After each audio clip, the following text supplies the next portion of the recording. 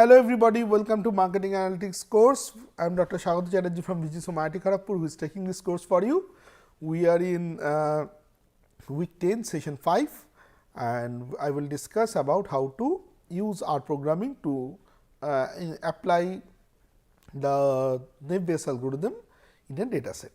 The data set is given to you, it is the SMS spam data. So, we will first put the set working directory and then I will read the data. The data set looks like this, where if you see it carefully, there are the type whether it is spam or ham and the text is written. For example, complimentary 4-star Ibiza holiday blah blah blah, this is spam, but are you this much busy or please ask mommy to call father, this is ham. So, we will be playing with that to see the whether. So, I read the data first and then I put the names properly. The structure of the data looks like this. There are 3 columns: serial number, the type which is factor variable, spam and ham, there are 2 factors, and then the text. And then what we do is, if I just check the table, that there are 4812 spams. So, to get an idea, there are 4812 divided by 5559, that means around 86% ham and then 14% spam, or 86.5% ham and 13.5% ham is there. Fair enough. So, now as usual, library TM we are calling it, changing it to corpus, we have done this before, and then I will print the corpus. At least the print the corpus says that it has a corpus specific 1, document level 0 and their documents are 5559, and if I inspect the first 10 documents, it looks like this, which is basically the first 10 observations. Now, with this what I do is I transform it to their lower, I remove the numbers, I remove the stop words, I remove punctuation. We have done this before, right, in session 2 if you are not wrong, session 2 or 3 I have done this. So, strip white space, so we are removing this, and now with this thing I am creating a document term matrix. So, SMS DTM is a large matrix. Now, next what I am doing here is there are some purpose of doing this. So, there are 3 things you check. There is a raw data, from there we created the corpus, we cleaned the corpus and created data document term matrix. Now, I will break this raw data into training raw and testing raw. Training corpus the same, exactly same row numbers, training corpus and testing corpus, and training DTM and testing DTM. This is something that I am going to create. Why? Because some of this raw one will be used to create word cloud, corpus might be used to create something else, DTM might be used to create something else. So, there is certain purpose, but there should be some matching. So, that you see these 3 guys should be related to each other and these 3 guys should be related to each other. So, I am using the same column numbers, row numbers 1 to 4169 and 4170 to 5599. So, I am just, so if I just do it 4169 divided by 5559, that means around 75% goes to my train and 25% goes to my test. So, I am breaking this thing. So, the first one is the raw data, next is DTM and third is corpus. Fair enough, I have broken them. Why I have broken them? So, after breaking them I have to just see that whether I have not done randomness. See, so I am just checking that whether even the training and testing data I would say distribution of spams and hams are similar or not. If you remember earlier it was 86.5% ham, in the training data it is 86.47 similar, here it is 86.8 more or less similar. So, I can deal with this thing. So, now with this data set what I do is next is I call the library is word cloud, I am calling the library and with the corpus I am trying to draw a. So, you see this is the corpus of my training data. This is how a word cloud looks like. This is a word cloud, this is how exactly it looks like. So, word cloud I want, let us say these guys, the bigger one, the bigger the words are in the word cloud, the more frequency of that word is there. Now, if I just random order is equal to false, if I do that what that will do. So, before you plot the next plot, it is better to clean this plotting area. So, what it will do is it will put the important ones at the middle. So, you see call, now, just, will, can, these are the. Now, what is my purpose? My purpose is using words to analyze whether it is spam or ham. So, by that logic, exploratorily or visually, if I see that the words which are coming common in spam and the words which are coming common in ham, if that words are different, in other words, the word cloud of a spam message and word cloud of all the ham message, if the prominent words are different, then only I can say that words are a important variable to predict whether it is spam or ham. Understand carefully what I am saying once more. I am saying that I can use words as my predicting variable for spam or ham only when the word cloud is giving me different sets of words for spam or ham. That is the only case. So, what I do next is I divide the data set into spam and ham. Okay. So, subset the raw data into spam and ham, and now with once I will draw it with spam and then I will draw it with ham. So, I have drawn it with spam. Okay, so, let me draw it once more, it did not come properly. So, I will draw it with spam, and spammy, if you see carefully, the words that are coming up call, free, now, mobile. So, some words, just remember the claim, just remember these words, and for ham the words that are coming up are just will, don't, can. So, call and now are same, but claim or let us say mobile, these words are going away. So, there is some difference between the words that are common. So, that suggests that words can be one variable to use that. I have also shown how to create very beautiful word clouds which can be used for your reporting purpose. Now, imagine how many words are there. So, if I just find frequent words and then put it 1 here, it will find out all those words which has a frequency of at least 1. And there are 5738 words are there, unique words are there. So, sorry, not 6000, so thousands are printed and omitted are 5738. So, total 6738 words are there. There is no point on playing with so many words. If they are occurring only once, why will I have an importance on them? So, what I do is, I find out only those words which have up to 5 frequency, and those words are 1216, 1216 words. So, what I do next is put these words in a dictionary and then again create this document from matrix training and testing, whichever I have created here, this document from matrix DTM training and testing. I am recreating them, but now with a dictionary of this data, not the whole set of words. So, I am creating a document term matrix. If you remember, document term matrix was the terms in one side, the document numbers and their corresponding counts. Okay, not whether it occurred or not. How many times it occurred was there.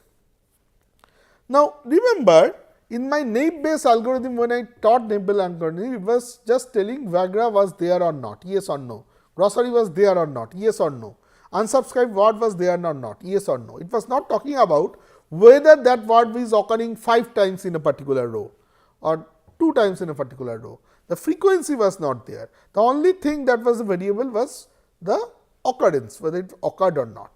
So, I have to also do something to change this document term matrix, which is frequency oriented, to a occurrence oriented.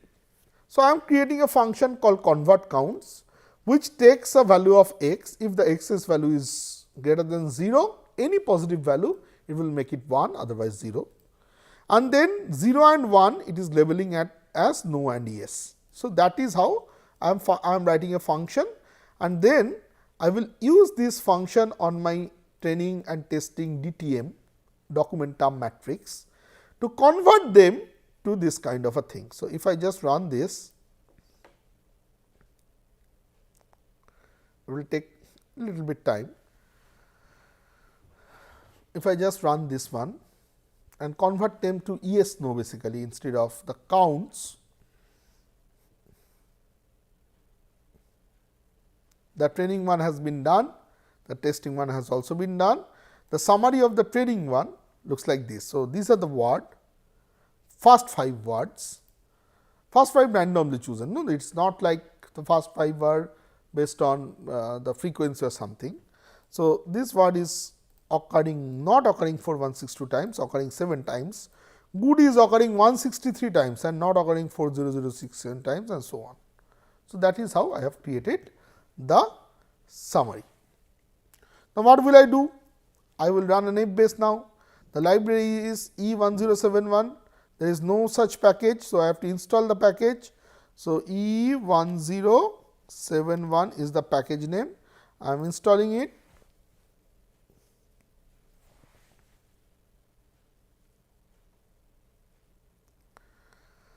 Okay, it has been installed. I am calling the library now. It has been called. There is a warning sign. We'll don't care the warning sign probably. And the function is naive base, where the DTM is my x variable and the y variable is the SMS raw train, the raw data, raw training data's type variable is my basically the y variable. So, now if I just run this thing naive base, it will take some time to train. It is training right now, it will take some time. Okay, it has trained, and if I just want to see the tables. So, the first 2 tables it will create. If there are 4 words, if you remember, there were 4 tables. For Viagra word there was 1 table. When there was Viagra, unsubscribed, glossary and so money, there were 4 tables. Here I have taken 1 to 16 words, top words which has at least 5 frequency. So, there will be 1 to 16 these things, and I have taken only first 2. You can choose which word you want to choose. So, if you see carefully that when there is ham, given it is ham, the probability of checking occurring is 0.99 and checking occurring is 0.002 and checking not occurring is 0.998, and given it is spam, it is always it is 0 and it is 1. Similarly, given it is spam, the probability of it is a numerator. So, P of m given S, remember. So, given it is spam, the probability of this occurring is 0.1 and 0.98. So, there is some distance here 0.01 and 0.04, some distance here, but there is probably very low distance here in the 0.000 and 0.002. So, we have to check for different kinds. So, if you remember, there was a word called mobile, or there was a word called claim. So, let us find out where the word this thing is. Okay. So, I will just quickly find out the position of the word called claim. So, how will I find out that? So, find frequent terms or SMS dict. So, claim, wait, grep function is written like this, grep. So, the help will tell me that how, pattern and then x. Okay. So, grep, then the pattern is claim, and what I am searching, SMS underscore dict. So, if it is 187, okay, So, 187 and 566. So, if I just check 566 what? 566 is claim to claim. So, that is not so important word, but 187 is the word called claim. So, I will just check this particular table whatever I created for 187, word number 187. Let us see, and then you will understand why I am saying this. So, if I just write 187, this is the claim word, summary of SMS train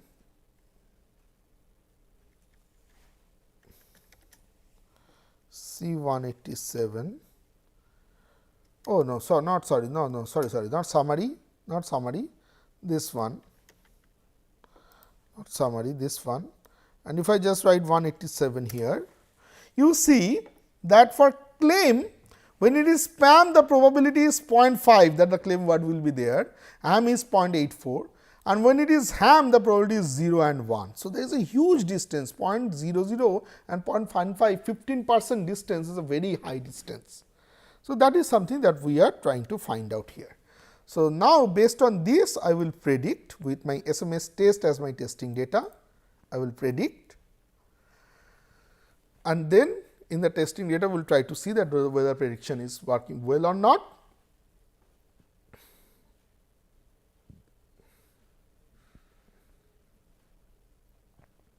So, let it predict a little bit, it might take probably another 1 minute time.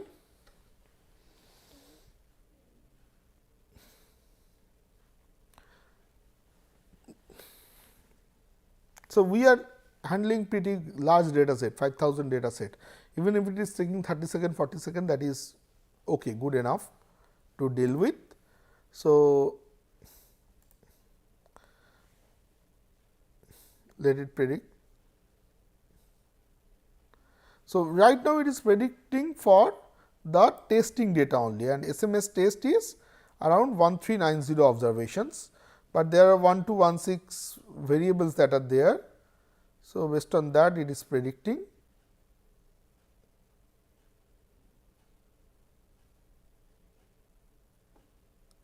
Yes, the predictions has been done, and now if I just plot them, okay, so G models package is not there. I will quickly do G models.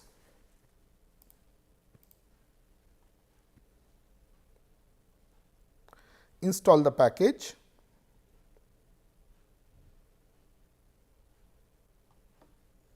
Now, if I run this, you see out of 1390 observations, I am correct 1203 times and 151 times. So, 1203 plus 151 comes up to be how much?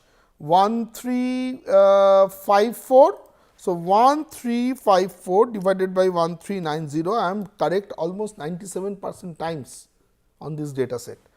Okay. And then if I just think about spam detection, there was, this is actual, this is predicted. So, actually there was spam 183 and I am correctly predicting 151 out of them. So, 151 divided by 183, I am also correct 82% times in the spam detection part. So, more correct in the ham detection part, less correct in the spam detection part, but still it is giving pretty good result. So, that is how we can use naive Bayes algorithm in spam detection. So, that is all for this particular video. In the next video or probably in the next week, we will use all whatever we have learned in further more advanced application like sentiment mining and emotion mining to find out newer insights. So, thank you very much for being with me in this particular video, and I will see you in the next week. Thank you.